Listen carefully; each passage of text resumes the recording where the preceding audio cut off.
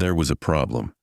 They were planning to follow the road up to the mountain pass and then over it, getting as far away from the scene of the massacre as they could before the night came. However, the road was no more. At some point during the last months, or maybe even just yesterday, a terrible rockfall occurred, obliterating whole segments of the narrow roadway and making its other parts untraversable. Sonny stood on the precipice of a vast chasm, looking down with no particular expression on his face. What do we do now? Fraser's voice was muffled by the collar of his scavenged fur cloak. Behind him, Benny angrily looked around. His gaze stopped at Sonny, a suitable victim to vent his frustration. I'll tell you what we need to do. Get rid of some dead weight. He eyed Sonny's fine boots and turned to Gregor. Listen, your lordship. The boy is too weak. He is slowing us down. And he's crazy. A bit off mentally. The young soldier answered with a judgmental frown, but Benny wasn't done. Look how he's glaring at me. I swear to the gods, ever since he joined the caravan, nothing has gone right. Maybe Fraser was right. The boy is cursed by the shadow god. Sonny struggled not to roll his eyes. It was true that he was unlucky. However, the whole truth was opposite to what Benny was trying to insinuate. It was not that he had attracted misfortune to the slave caravan. On the contrary, it was because the caravan was doomed to begin with that he had ended up here. Fraser furrowed his brow. But I've never said that. Whatever. Shouldn't we get rid of him just in case? He can't go on for much longer anyway. Fraser gave Sonny a strange look. Perhaps Sonny was getting paranoid, but there seemed to be a bit of calculating coldness in the older slave's eyes. Finally, Fraser shook his head. Don't be too hasty, friend. The boy might prove useful later on. But... Gregor finally spoke, putting an end to their quarrel. We are not going to leave anyone behind. As for how much longer he'll be able to endure, just worry about yourself. Benny clenched his teeth, but then just waved a hand. Fine. So what do we do then? The four of them looked at the broken road, then down the slope of the mountain, and finally up, where a sheer cliff wall was broken apart by the falling rocks. After a bit of silence, Fraser finally spoke. In the old days, there used to be a path leading to the peak of the mountain. It was sometimes used by pilgrims. The Empire had widened parts of the path and built a proper road on top of it, now leading to the mountain pass instead of the peak, of course. He looked up. The remnants of the original path should still be somewhere above us. If we could reach it, we should be able to find our way back to the undamaged section of the road. Everyone followed his gaze, shifting uncomfortably at the prospect of climbing the treacherous slope, except for Gregor, of course, who remained as calm as a saint. Due to the rock fall, the slope wasn't an almost vertical wall anymore, but still, the incline was sharp. Benny was the first one to speak. Climb that? Are you insane? Fraser shrugged. Do you have a better idea? No one did. After a bit of preparation, they began the ascent.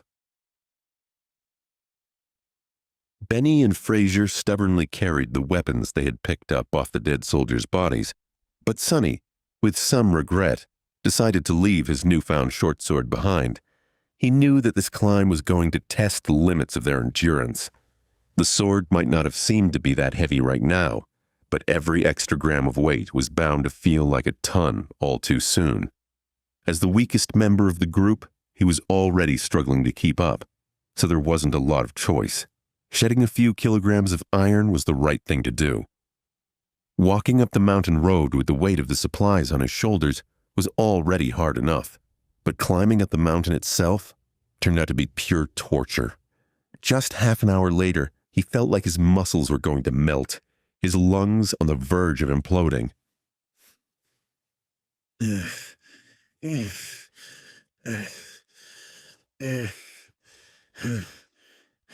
Sonny continued to move forward and up. He had to constantly remind himself to watch his footing, too. On this unstable, icy slope, one misstep was enough to send a man tumbling down to his death. Just think about something pleasant, he thought. But what happy thoughts could he summon? Failing to come up with something else, Sonny began to imagine what reward he was going to receive at the end of this trial. The boon of the first nightmare was the most important thing given to an awakened by the spell.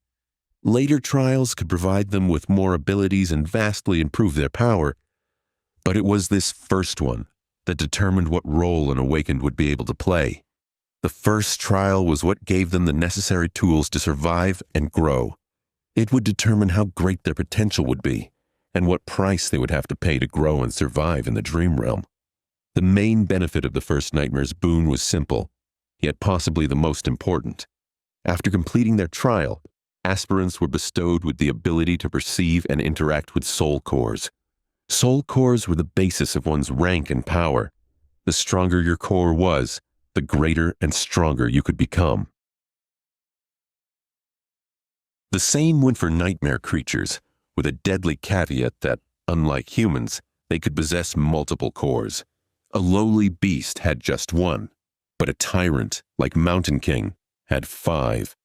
Coincidentally, the only way to improve your soul core was to consume soul shards scavenged from the corpses of other dream realm inhabitants.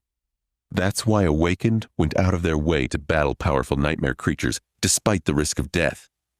The second benefit was less straightforward, but just as vital. After completing the first nightmare, aspirants were elevated to the rank of dreamers and gained access to the dream realm itself. They would enter it on the first winter solstice after passing the trial and remain there until an exit was found, thus becoming fully awakened.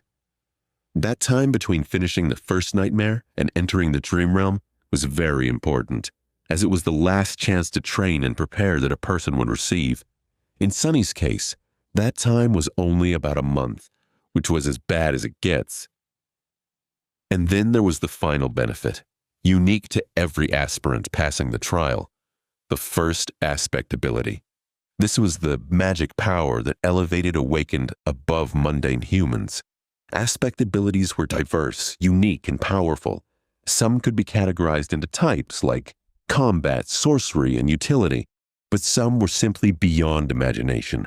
Armed with the power of their abilities, Awakened had been able to save the world from the flood of nightmare creatures. However, that power came with a catch. With their first ability, Awakened also received a flaw. Some viewed them as a balancing to the scales. Often, the flaw keeps any Awakened from becoming overpowered. These flaws were as diverse as abilities, ranging from comparatively harmless to crippling, or in some cases, even fatal. I wonder what type of ability a temple slave would get, Sonny thought, not too optimistic about his prospects. The choice of flaws, on the other hand, seems to be almost limitless. Let's hope my aspect will evolve at the end of this fiasco, or even better, change completely. If the aspirant performed especially well, there was a chance of his given aspect going through an early evolution. Aspects, just like soul cores, had ranks based on potential power and rarity. The lowest rank was called dormant, followed by awakened, ascended, transcendent, supreme, sacred, and divine, although no one has ever seen the last one. With the amount of crap it had put me through, the spell, if it has any conscience, has to give me at least an awakened aspect, right? Or maybe even an ascended one. Finally, there was a tiny possibility of receiving a true name, something like an honorary title bestowed by the spell to its favorite awakened. The name itself had no benefit, but every famous awakened seemed to have one. It was considered to be the highest mark of excellence. However, the number of people who had managed to get a true name during their first nightmare was so small that Sonny didn't even bother thinking about it. Who needs excellence? I just want to survive. He cursed, feeling that this attempt at wishful thinking had only made him more desperate and angry. Maybe I'm allergic to dreaming. An allergy like that would be truly ironic, considering that he was destined to spend half his remaining life in the dream realm, if he even survived long enough to get there, that is. However, Sonny's mental escapade was not completely useless. Looking up from the slippery rocks under his feet, he noticed that the sun was already considerably lower. Coming to think of it, the air also seemed to be much colder. Sonny shivered despite his new layers. The night was approaching, and with it, more terrors.